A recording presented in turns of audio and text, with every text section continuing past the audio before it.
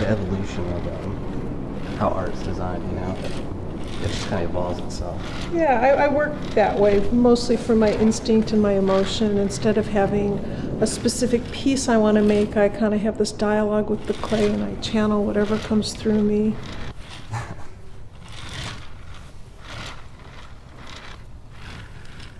This is my studio. I've been here for about 12 years. And this is my world. This is where I feel most comfortable and happy.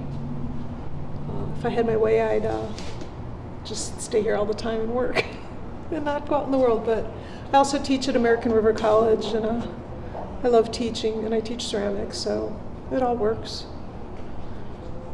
I've been making some arch pieces. I went to Italy this summer and came back. I did a lot of grottos before, and now I'm just going for the arch. It's a gateway or a portal, just something you can go through, change of experience. So a lot of times I don't know what my pieces are about until they're done.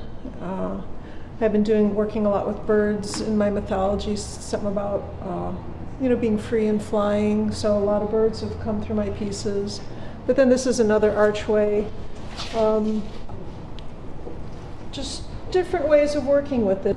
Kind of a sad story. My dad passed away a few months ago, and I held his hand when he was dying, and it was this incredible connection. And so that's what this is, me holding his hand and the archway from life to death, the connection that still prevails even after someone's gone. You still kind of have that connection.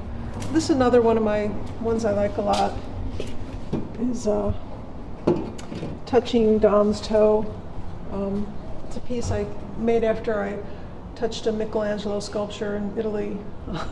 You're not supposed to. I waited till the guard left, and it was like, because I studied Michelangelo for years, and finally to be able to see the real sculptures in person, it was such a touching experience. Made me cry a couple times, but so I came back and I made this piece.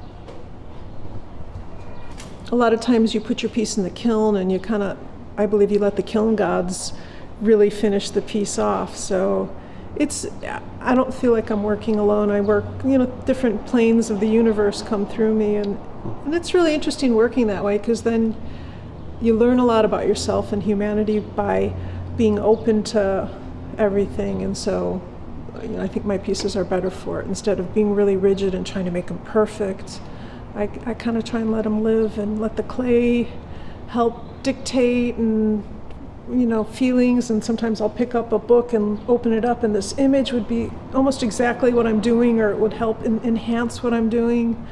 So it's just being open and flexible. I don't make my work for anyone. Sometimes it's gritty and macabre and not so pretty, and I don't worry about what people think about it. When I went to undergraduate and had my first art history class, they talked about Georgia O'Keeffe in the whole of 2 semesters as a female artist. And so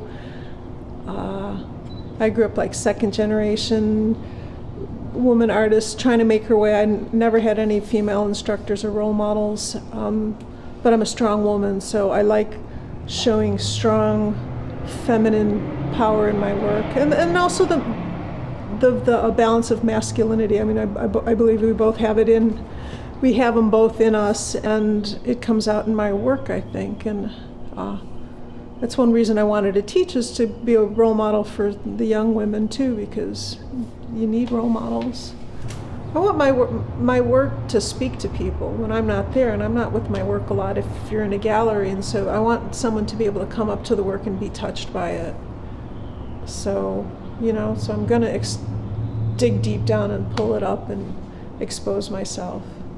That's not easy to do, but if you're not there, it's like after you take this videotape away, I won't see what you're cutting and what you're not cutting. So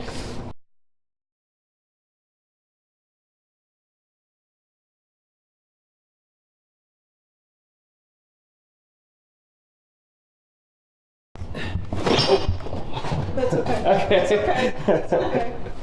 There's always glue.